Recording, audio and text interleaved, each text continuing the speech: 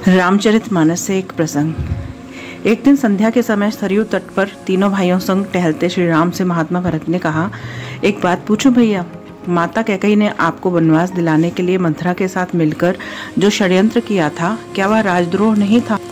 उनके षड्यंत्र के कारण एक और राज्य के भावी महाराज और महारानी को 14 वर्ष का वनवास झेलना पड़ा, तो दूसरी ओर पिता महाराज की दुखद मृत्यु हुई। ऐसे षड्यंत्र के लिए सामान्य नियमों के अनुसार तो मृत्यु दंड दिया जाता है, फिर आपने माता कैकेयी को दंड क्यों नहीं दिया? राम मुस्कुराए और बोले, जानते हो भरत, किसी कुल में एक चरित्रवान और धर्मपरायण पुत्र जन्म ले ले तो उसका जीवन उसके असंख्य पीढ़ी के पितरों के अपराधों का प्रायश्चित कर देता है।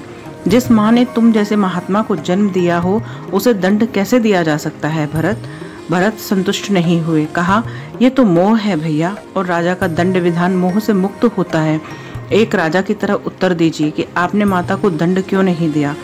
समझिए कि आपसे यह प्रश्न आपका अनुज नहीं, अयोध्या का एक सामान्य नागरिक पूछ रहा है। राम गंभीर हो गए। कुछ क्षण के लिए मौन के बाद कहा, अपने सगे संबंधियों के किसी अपराध पर कोई दंड न देना ही इस सृष्टि का कठोरतम दंड है भरत।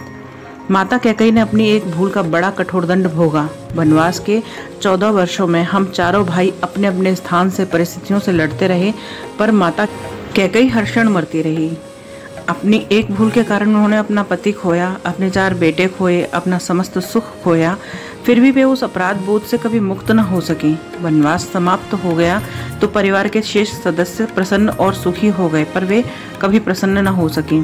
कोई राजा किसी स्त्री को इससे कठोर दंड क्या दे सकता है? मैं तो सदैव ये सोचकर दुखी हो जाता हूँ कि मेरे कारण अनायास ही मेरी माँ को इतना कठोर दंड भोगना पड़ा।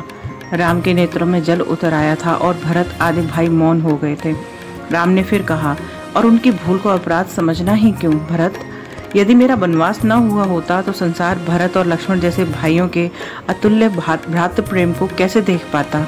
मैंने तो केवल अपने माता पिता की आज्ञा का पालन मात्र किया था, पर तुम दोनों ने तो मेरे स्नेह में 14 वर्ष का वनवास भोगा।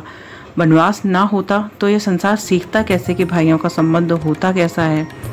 भरत के प्रश्न मौन हो गए थे। वे अनायास ही बड़े भाई से लिपट गए। राम कोई नारा नहीं है, राम एक आचरण है, एक चरित्र है, एक जीवन जीने की शैली है। जय श्री राम।